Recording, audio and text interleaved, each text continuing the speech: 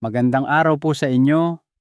Ako po si Dr. Jose de la Cruz, isang gynecologist na may sertipikasyon mula sa Lupon at espesyalista sa kalusugan ng mga kababaihang may edad na.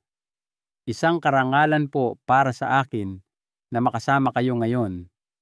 Sa mahigit 30 taon ko pong pag-aalaga sa mga kababaihan habang sila'y nagkakaedad, nakita ko po mismo ang mga natatanging pangangailangang pangkalusugan na hinaharap ng marami sa ating mga lola, nanay at tita. May, alam niyo po ba na ang pagpapabaya sa isang simpleng ugali ay maaaring makapagpataas ng malaki sa panganib ng discomfort o pagkailang at pagkawala ng kumpiyansa.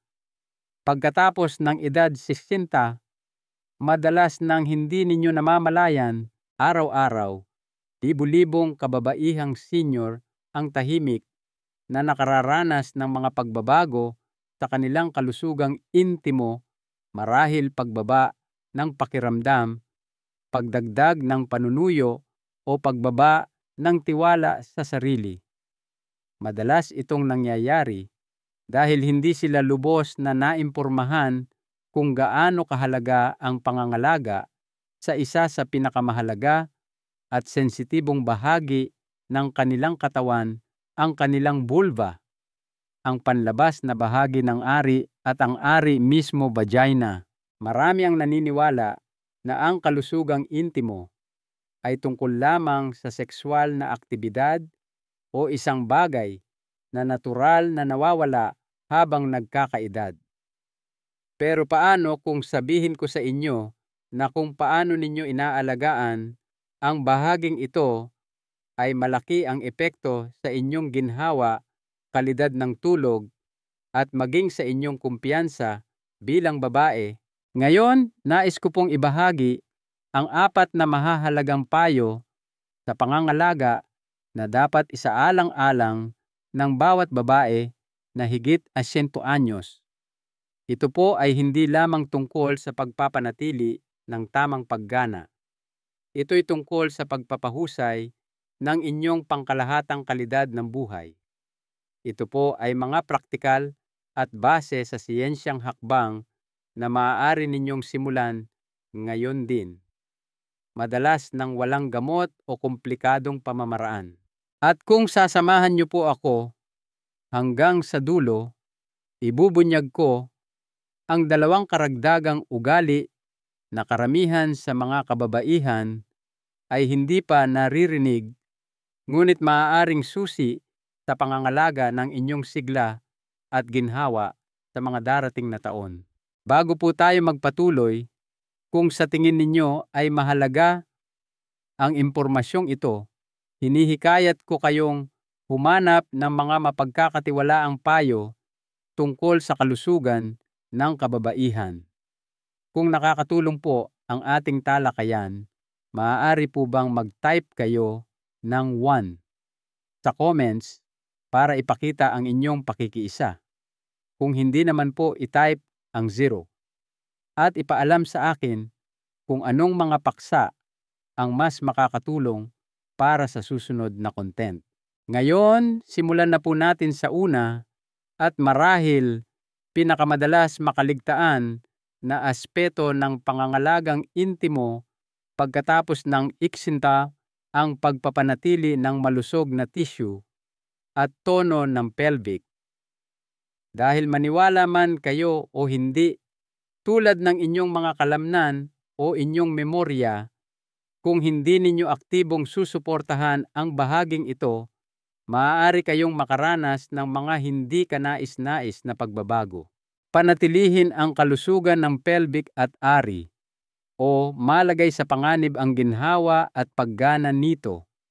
Isa sa mga pinakakaraniwang maling akala na nakikita ko ay ang pag-aakalang ang pagkailang sa pribadong bahagi o pagbaba sa kalusugang sexual ay hindi maiiwasang bahagi ng pagtanda para sa mga kababaihan at wala nang magagawa pa. Para sa marami ito po ay hindi totoo. Ang tunay na issue madalas ay hindi ang pagtanda mismo kundi ang mga pagbabagong maaaring aktibong pamahalaan. Tulad ng panghihina ng inyong mga kalamnan sa binti kung titigil kayo sa paglalakad, ang mga tissue ng ari at vulva ay maaaring mawalan ng elastisidad, halumigmig at tono kung hindi maaalagaan ng tama. Maaari rin itong makaapekto sa suporta ng pelvic. Hindi ko po tinutukoy lamang ang pako-pangbik, ang pakikipagtalik, bagamat maaari itong gumanap ng papel para sa ilan. Tinutukoy ko po ang pagpapanatili ng magandang daloy ng dugo, pagtiyak sa kalusugan ng tissue at pagpapanatiling malakas at tumutugon ang pelvic floor. Nakapagpayo na ako sa mga kababaihan sa kanilang ika-70 at kahit ika-80 nung taon na nadidismaya sa bagong nararamdamang pagkailang panunuyo o mga isyu sa pantog. Madalas ang pinag-uugatang sanhi ay may kinalaman sa kakulangan ng partikular na atensyon sa bahaging ito ng kanilang katawan. Ang katotohanan po, kung hindi ninyo mapapanatili ang magandang daloy ng dugo at hydration ng tissue sa pamamagitan man ng patuloy na intimacy, kung bahagi ito ng inyong buhay, regular na pelvic floor exercises tulad ng Kegels o angkop na paggamit ng vaginal moisturizers o sa ilalim ng gabay ng doktor localized estrogen therapy, mapapanganib ninyong mawala ang mahalagang elastisidad at paggana. Ang mga tissue na ito ay delikado at umaasa sa magandang sirkulasyon at balanse ng hormone na maaaring magbago pagkatapos ng menopause. Kapag aktibo ninyong inaalagaan ang inyong kalusugang intimo, hindi lamang ninyo pinapanatili ang ginhawa at paggana, kundi pinoprotektahan din ang inyong kumpiyansa, ang inyong pakiramdam ng pagiging babae at potensyal na ang inyong koneksyon sa inyong partner. Ito ay isang paraan ng paggalang sa sarili. Nagbibigay ito ng senyales sa inyong utak at katawan na pinahahalagahan ninyo ang inyong kalusugan at kayo ay buhay na buhay pa rin.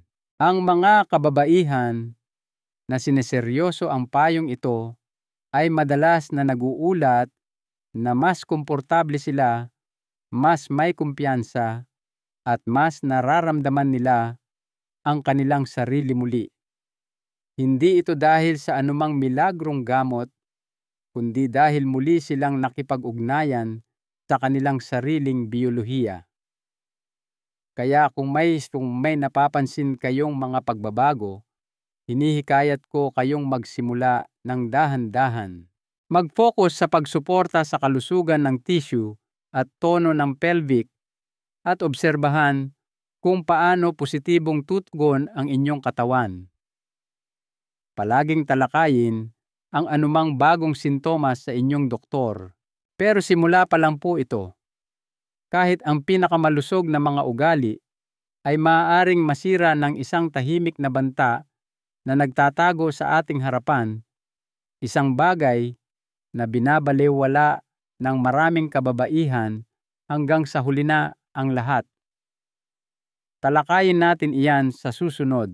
Kung kasama ko pa rin kayo at nakikita ninyong kapaki-pakinabang ang mga payong ito, mag-type po ng 1 sa comments para ipaalam sa akin na determinado kayong pangalagaan ang inyong kalusugan. Ngayon, magpatuloy po tayo. Ang susunod ay maaaring ang pinakamadalas makaligtaang hakbang. Unahin ang banayad na kalinisan. Ito'y higit pa sa pagiging malinis lamang. Hindi ko na mabilang kung ilang beses na may mga babaeng nasa edad 60 o 70 ang nagsabi sa akin, "Dok, wala pong nagsabi sa akin na ganito pala kahalaga ang mga bagay na ito habang tumatanda ako. Ang totoo po, bagamat nauunawaan ang pangunahing kalinisan, ang mga detalye ng pangangalaga sa bulba sa mga huling taon ay madalas na nalilimutan. Ito'y pangunahing tungkol sa pagprotekta sa isa sa pinakasensitibo at vulnerableng bahagi ng inyong katawan mula sa pangmatagalang iritasyon at problema. Pagkatapos ng edad 60, ang inyong balat ay natural na numinipis lalo na sa bahagi ng vulva dahil sa mga pagbabago sa hormone. Maaaring bahagyang humina ang inyong mga panlaban sa immune system at hindi na kasing bilis makabawi ang inyong katawan mula sa iritasyon o impeksyon.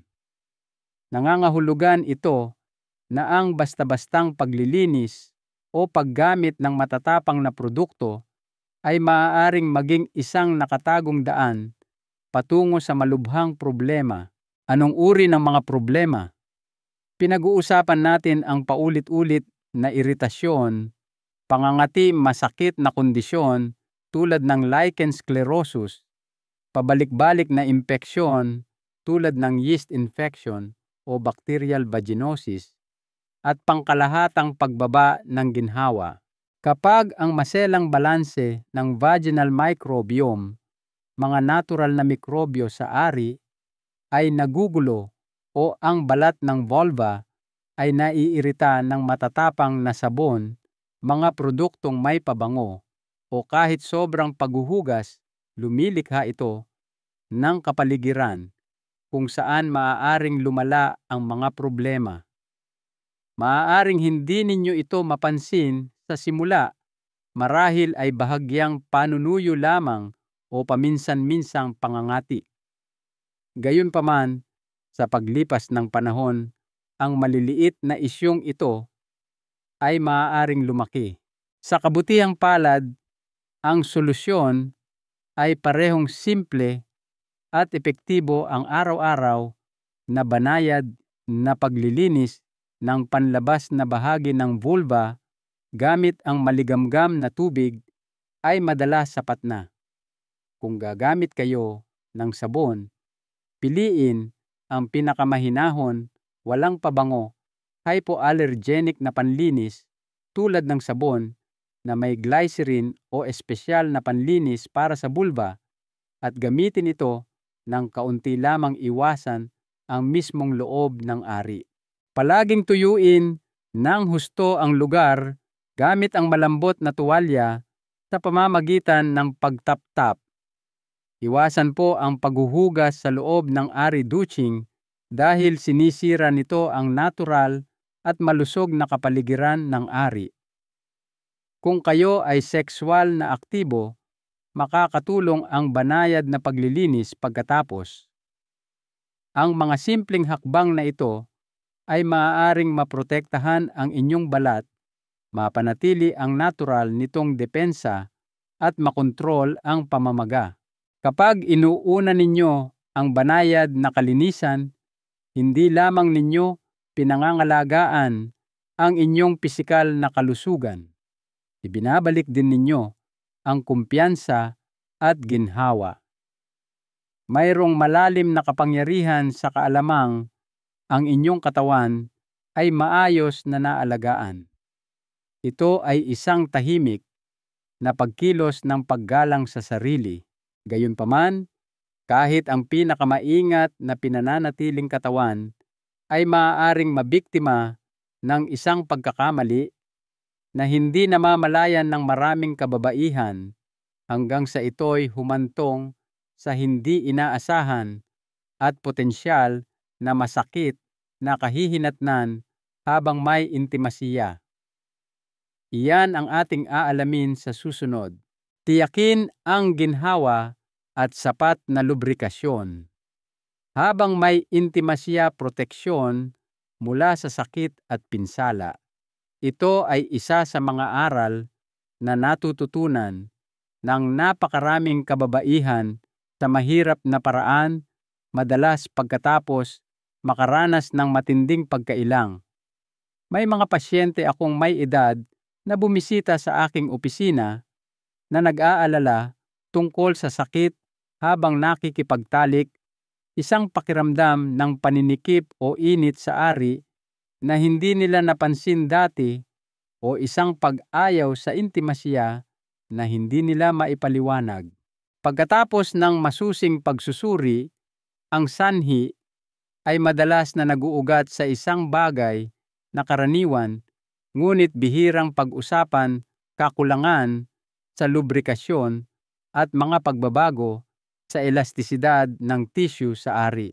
Alam niyo po, habang bumababa ang antas ng estrogen pagkatapos ng menopause, ang lining ng ari ay maaaring numipis manuyo at mabawasan ang elastisidad, isang kondisyon na tinatawag na atrophic vaginitis o genitourinary syndrome of menopause, GSM. Kapag nangyari ang intimasya nang walang sapat na natural o idinagdag na lubrikasyon, ang pagkiskisan ay maaaring magdulot ng maliliit na sugat, microtraumas sa maselang tissue na ito. Ito ay maliliit na panloob na punit na maaaring hindi ninyo makita ngunit tiyak na mararamdaman na humahantong sa sakit-init at kahit bahagyang pagdurugo. Sa paglipas ng panahon, maaari itong humantong sa takot sa intimasya at matinding pagkabagabag. Karamihan sa mga kababaihan ay hindi namamalayan na nangyayari ito dahil ang mga pagbabago ay maaaring unti-unti. Maaaring magsimula ito ng banayad kaunting pagkailang dito, pangangailangan ng mas maraming foreplay doon. Ngunit kapag kayo ay higit 60 na, ang kakayahan ng inyong katawan na maghilom ay hindi na tulad ng dati at ang mga tissue na ito ay mas vulnerable. Kaya't idinidiin ko ito sa aking mga pasyente, makinig sa inyong katawan. Huwag magmadali sa intimasya. Kung hindi ninyo nararamdamang sapat na handa o komportable, okay lang na ipaalam ito. Walang masama sa paggamit ng tulong. Ang dekalidad na vaginal lubricants ay mahalaga para sa maraming kababaihan pagkatapos ng 60. Ang regular na paggamit ng vaginal moisturizers 2 to 3 beses sa isang linggo, hindi lamang tuwing may intimasya, ay makakatulong din na maibalik ang ginhawa at hydration. Ang bukas na komunikasyon sa inyong partner tungkol sa kung ano ang komportable at tama ay makakaiwas sa mga sitwasyon na maaaring humantong sa sakit. Ang intimasya pagkatapos ng 60 ay dapat mas nakatuon sa koneksyon at kasiyahan kaysa sa mga makalumang paniwala tungkol sa performance. Ang pagharap dito ng may pag-iingat ay ginagawa itong mas ligtas, mas mayaman, at higit na kasiyasiya. Maaari ring talakayin ng inyong doktor ang iba pang mga opsyon tulad ng lokal na estrogen para sa ari na maaaring napaka-epektibo. Ngunit kahit na maiwasan ninyo ang karaniwang isyung ito, may isa pang nakatagong panganib na tahimik na nakakaapekto sa inyong koneksyon, hindi pisikal, kundi mental at emosyonal. Ito ay isang modernong ugali para sa ilan o marahil ay mga panggigipit ng lipunan para sa iba na maaaring banayad na baguhin kung paano nauugnay ang mga kababaihan sa kanilang sariling mga pagnanasa at intimasya. Mahalagang tuklasin natin ito sa susunod. Kung nanonood pa rin kayo at tumatagos sa inyo ang mga pananaw na ito, i-type ang 1 sa comments para ipaalam sa akin na kayo ay nakikibahagi. Ngayon, dumako na tayo sa ika-4 na punto. Ito ay maaaring tahimik na nakakaapekto sa inyong kumpiyansa at koneksyon ng higit pa sa inyong inaakala. Pagyamanin ang tunay na koneksyon, hindi lamang ang mga nakaraang ideal o panlabas na presyon. Maaaring ito ay isang sensitibong paksa, ngunit isa itong kailangang pag-usapan. Nakausap ko na ang hindi mabilang na kababaihan na tahimik na umaamin na nararamdaman nila ang presyon. Mula man sa mga nakaraang karanasan, inaasahan ng lipunan, o maging sa ipinapakita ng media tungkol sa kung ano dapat ang itsura ng intimasya habang sila'y tumatanda. Maaaring nararamdaman nila na nagbago na ang kanilang mga pagnanasa o ang kanilang katawan at na ang tunay na intimasya ay hindi na para sa kanila o na kailangan itong umayon sa isang partikular na hulma. Habang tayo'y nagkakaedad, nagbabago ang ating utak at katawan. Kung ano ang maaaring madaling nakapagpasigla sa atin o natural na naramdaman noon, ay maaaring mangailangan na ngayon ng ibang mga pamamaraan, mas maraming emosyonal na koneksyon o isang bagong pag-unawa sa sensualidad. Kapag inihahambing ninyo ang inyong kasalukuyang mga karanasan sa mga ideal na romansa ng kabataan o mga paglalarawan ng sex na nakatuon sa performance, ang tunay na intimasya ay maaaring magsimulang makadismaya o makapag-stress. Ang kislap na dati ninyong naramdaman kasama ang inyong partner o ang kumpiyansa sa inyong sariling pagiging kaakit-akit ay maaaring mabawasan. Hindi naman dahil nawala na ang emosyonal na koneksyon o dahil hindi na kayo sexual, kundi dahil ang inyong panloob na salaysay ay nahubog ng mga hindi makatotohanan o lumang inaasahan. Ang pinakamalungkot na bahagi ay hindi ito napapansin ng karamihan sa mga kababaihan na unti-unting nangyayari. Napapansin lang nila na iba na ang pakiramdam ng intimasya, marahil hindi na kasing spontaneous o mas nag-aalangan na sila. Paulit-ulit ko nang nakita ang pattern na ito. Bagamat wala itong dapat ikahiya, ito ay isang bagay na sulit harapin. Kapag sinimulan ninyong mag-focus sa tunay na koneksyon, komunikasyon, at mas malawak na kahulugan ng intimasya, may isang malakas na pagbabago ang nagsisimulang mangyari. Madalas ninyong muling natutuklasan ang pagiging sensitibo. Nagsisimula kayong pahalagahan muli ang tunay na haplos, ang tunay na presensya ng tao, at ang emosyonal na kalapitan. Ang inyong sariling pag-unawa sa sensualidad ay maaaring muling magising at kasama nito ang inyong kumpiyansa at pakiramdam sa sarili ay madalas na bumabalik. Hindi ito tungkol sa pagtugon sa mga panlabas na pamantayan o pamimilit ng anuman. Ito'y tungkol sa pagbibigay sa inyong isip at katawan ng espasyong kailangan para muling kumonekta sa kung ano ang nararamdamang tama at mabuti para sa inyo ngayon, lalo na pagkatapos ng 60. Ang ganitong uri ng muling pagkonekta ay maaaring lubos na nakapagpapagaling. Nagsisimula kayong makaramdam na mas presente, mas buhay. Ang intimasya ay nagiging hindi na tungkol sa performance o isang partikular na script, kundi tungkol sa ibinahaging karanasan at tunay na koneksyon. Ngunit kahit na na-master ninyo na ang inyong mga ugali at pananaw, may isang huling piraso ng palaisipan na madalas makaligtaan ng maraming kababaihan. Hindi ito tungkol sa inyong mga gawain sa araw. Ito'y tungkol sa kung paano kayo natutulog sa gabi. At yan ang magdadala sa atin sa ating unang bonus na payo. Bonus na payo 1. Muling suriin ang inyong pantulog. Madaling makaligtaan ang mga tila maliliit na bagay, lalo na ang mga ugali na naging bahagi na ng inyong routine sa loob ng maraming dekada.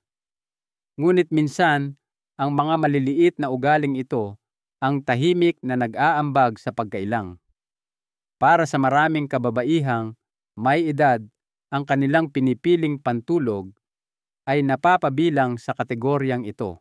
May mga babae akong pasyente na nasa edad 60 at 70 na dumating sa akin na nagrereklamo ng paulit-ulit na iritasyon, pangangati o kahit pagdami ng yeast infection na tila lumitaw na lang bigla. Kapag sinuri namin ng malalim ang kanilang pamumuhay, isang madalas na hindi napapansing detalye ang lumilitaw na tutulog sila nang nakasuot ng masikip o gawa sa sintetikong materyal na panloob. Ngayon alam kong maaaring ito'y parang maliit na bagay. Ano nga bang pagkakaiba ang magagawa ng isang pirasong panty? Ito ang hindi namamalayan ng karamihan sa mga kababaihan. Ang masisikip at hindi preskong tela ay maaaring makulong ng init at halumigmig sa bahagi ng ari. Lumilikha ito ng mainit at mamasa-masang kapaligiran na ideal para sa sobrang pagdami ng yeast o bakterya na posibleng humantong sa mga impeksyon o iritasyon, lalo na't maaaring magbago ang pH ng ari habang nagkakaedad. Bukod dito, ang balat ng vulva ay numinipis at nagiging mas sensitibo pagkatapos ng menopause. Ang mga tela na mahigpit o magaspang ay maaaring magdulot ng gasgas o iritasyon sa gabi habang kayo'y gumagalaw. Ang solusyon ay napakasimple, pumili ng maluwag na panloob na gawa sa preskong tela tulad ng cotton para sa pagtulog o marahil ay huwag nang magsuot nito.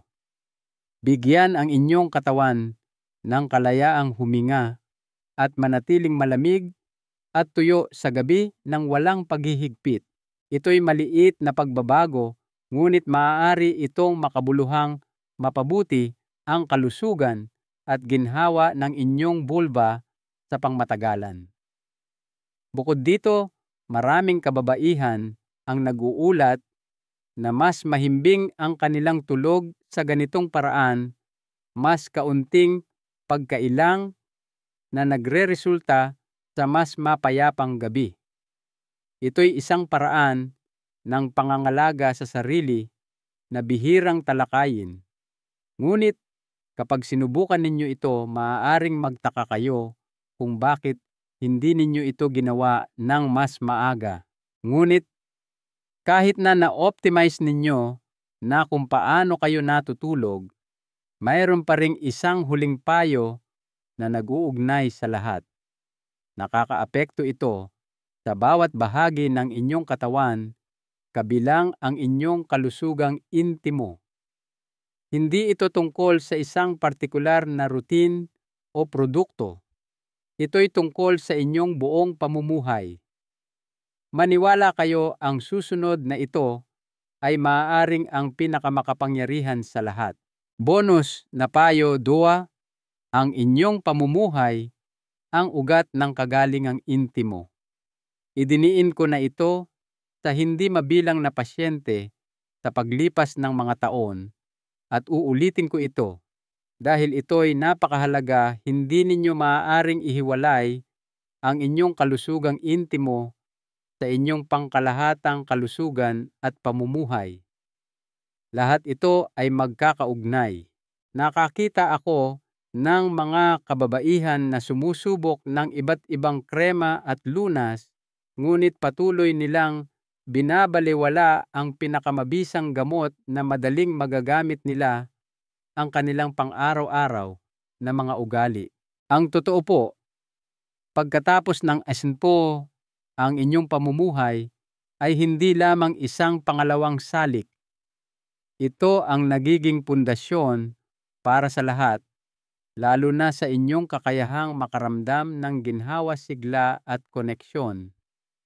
Ang mga tissue ng vulva at ari ay umaasa sa magandang daloy ng dugo para sa kalusugan, lubrikasyon at pakiramdam. Madalas ang pinakaunang mga senyales ng mahinang sirkulasyon o sistematikong pamamaga ay maaaring magpakita rito minsan bago pa man maging halata ang iba pang mga isyu sa kalusugan. Kaya't ang patuloy na panunuyo ng ari o pagkailang ay hindi lamang isang hiwalay na isyu. Minsan ay maaari itong sumalamin sa mas malalim, sistematikong kawalan ng balanse o epekto ng ilang gamot o mga malalang kondisyon tulad ng diabetes. Ang hindi masustansyang pagkain, kakulangan sa pisikal na aktibidad, labis na pag-inom ng alak, talamak na stress, at maraming taon ng paninigarilyo, lahat ng mga salik na ito ay dahan-dahang sumisira sa inyong sistema ng daluyan ng dugo, vascular system, maaaring makaapekto sa balanse ng hormone at magpahina sa pangkalahatang paggana, madalas ng walang malinaw na sintomas, hanggang sa magkaroon na ng malalaking pagbabago. Ngunit narito ang bahaging laging nagbibigay sa akin ng pag-asa. Karamihan dito ay madalas na mapapamahalaan o mapapabuti.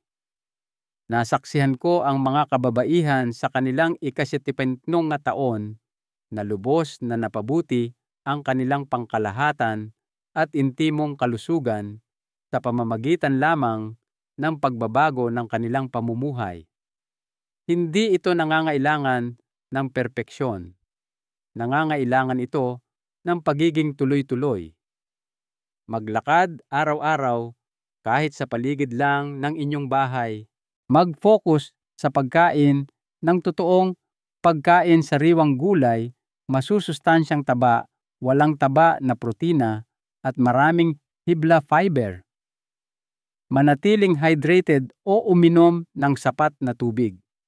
Unahin ang kalidad ng tulog.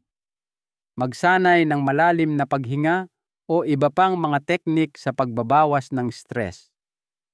Pamahalaan ng epektibo ang mga malalang kondisyon kasama ang inyong healthcare team. At higit sa lahat, maniwala na ang inyong katawan ay may kakayahan pa ring gumana ng maayos. Kailangan lang nito na makipagtulungan kayo rito. Kapag itinuturing ninyo ang inyong pamumuhay bilang gamot, ang lahat ng iba pa ay may posibilidad na bumuti ang inyong antas ng enerhiya, ang inyong kalooban, ang inyong ginhawa, ang inyong kumpiyansa. Hihinto kayo sa pakiramdam na lumiliit ang buhay at magsisimulang mapagtanto na marami pa kayong buhay na dapat yakapin. Ngayon, kung sinundan ninyo ako hanggang dito, nagawa na ninyo ang mahalagang unang hakbang, ang kamalayan. Ngunit huwag huminto rito. Sa ilang sandali pa, pagsasama-samahin ko ang lahat ng ating napag-usapan sa isang huling mensahe, isang bagay na napaka-personal na naniniwala akong kailangang marinig ng bawat babae na higit asanta bago pa ito maramdamang huli na. Ang mas mabuting kinabukasan ay nagsisimula sa simpleng pangangalaga. Kung umabot kayo hanggang dito, nais kong ipahayag ang aking taos-pusong pasasalamat. Salamat po hindi lamang sa pakikinig, kundi sa pagiging handang harapin ang isang paksa na para sa maraming kababaihan ay pribado o nag-aalangan silang pag-usapan. Nangangailangan iyan ng tapang. Ipinapakita nito ang antas ng paggalang sa sarili na mahalaga sa anumang edad. Nais kong tandaan ninyo Ang isang mahalagang bagay ang pangangalaga sa inyong kalusugang intimo pagkatapos ng agsinta ay hindi tungkol sa pagpapaganda lamang at tiyak na hindi tungkol sa paghahabol sa nawalang kabataan. Ito'y tungkol sa pagpapanatili ng ginhawa koneksyon sa inyong sarili at potensyal na sa isang partner. Ito'y tungkol sa pangangalaga sa kumpiyansa at pagprotekta sa bahagi ninyo na nagnanais pa ring makaramdam na buhay pinahahalagahan at buo. Balikan natin sandali ang ating mga napag-usapan. Ang pagpapanatili ng kalusugan ng pelvic at ari sa pamamagitan ng angkop na mga hakbang ay mahalaga para sa kalusugan ng tissue ginhawa at pagpapanatili ng inyong pakiramdam ng kagalingan. Ang pag-prioritize sa banayad na kalinisan ay isang simple at marangal na pagkilos ng paggalang sa sarili na pumipigil sa iritasyon at mga problema sa hinaharap. Ang pagtiyak sa ginhawa at sapat na lubrikasyon habang may intimasiya ay makapagliligtas sa inyo mula sa sakit at mapapanatili ang saya ng pisikal na koneksyon. Ang pag-aalaga sa tunay na koneksyon at pagbitiw sa mga lumang ideyal ay tungkol sa muling pagbawi ng inyong kakayahang makaranas ng tunay na intimasya. Pagkatapos ay tinalakay natin ang mga ugali sa pagtulog tulad ng pagpili ng preskong pantulog na maaaring makaiwas sa pangmatagalang iritasyon. At panghuli ang pundasyon ang inyong pamumuhay. Kung ano ang inyong kinakain, kung paano kayo kumikilos, kung paano ninyo pinamamahalaan ang stress, lahat, ito ay may malalim na epekto. Ang mga pagpiling ito ay hindi lamang tungkol sa pagpapahaba ng inyong buhay. Ito'y tungkol sa pagpapayaman ng kalidad ng mga darating na taon. Ginagawa itong mas matatag at mas makabuluhan. Nakipagtrabaho na ako sa mga kababaihan sa kanilang ika-60, ika-70 at kahit ika-80 ng taon na, naramdamang tapos na ang kanilang pinakamagagandang araw para lamang muling makamit ang sigla ginhawa at kumpiyansa nang sila'y gumawa ng mga aktibong hakbang tungkol sa kanilang kalusugan. Masasabi ko po sa inyo mismo, hindi pa po huli ang lahat para gumawa ng positibong pagbabago. Hindi ninyo kailangang baguhin ang inyong buong buhay sa isang gabi. Magsimula lamang, isang hakbang, isang ugali, isang mas mabuting pagpili ngayon. Palaging talakayin ang anumang bago o nakababahalang sintomas sa inyong sariling doktor na makapagbibigay ng personalisadong payo. Dahil ang kalidad ng inyong buhay bukas ay tunay na nakasalalay sa mga pagpiling ginagawa ninyo ngayon. Ang inyong katawan, ang inyong isip, at ang inyong mga relasyon ay nakikinig pa rin. Kausapin sila ng may pag-iingat at positibong pagkilos. Hinihintay nila kayong magpakita para sa inyong sarili. At ngayon, mayroon na kayong mas malinaw na landas kung paano iyon gagawin. Isang huling kaisipan mula kay Dr. Jose de la Cruz. Ang pinakamahalagang aral na natutunan ko bilang doktor at bilang simpleng tao ay ang aktibong pangangalaga sa sarili ang pinakamataas na anyo ng paggalang sa sarili. Hindi ito pagiging makasarili, ito'y mahalaga. Lalo na habang tayo'y nagkakaedad, ang malay na pagpili ng mga ugali na nagpapalusog sa ating pisikal at mental na kagalingan ang siyang nagpapahintulot sa ating magpatuloy na mamuhay ng lubos kumonekta ng malalim at mag-ambag ng makabuluhan. Huwag hintaying lumitaw ang problema bago ninyo simulang unahin ang inyong kalusugan. Magsimula ngayon. Pasasalamatan kayo ng inyong sarili sa hinaharap. Kung tumagos po sa inyo ang mensaheng ito, pakitype po ang oo sa comments sa ibaba. Hinihikayat ko kayong magpatuloy sa paghahanap ng mapagkakatiwalaang impormasyon sa kalusugan at pakiusap ibahagi ang impormasyong ito sa isang kaibigan, kapatid o sino mang babae sa inyong buhay na maaaring makinabang sa pakikinig nito.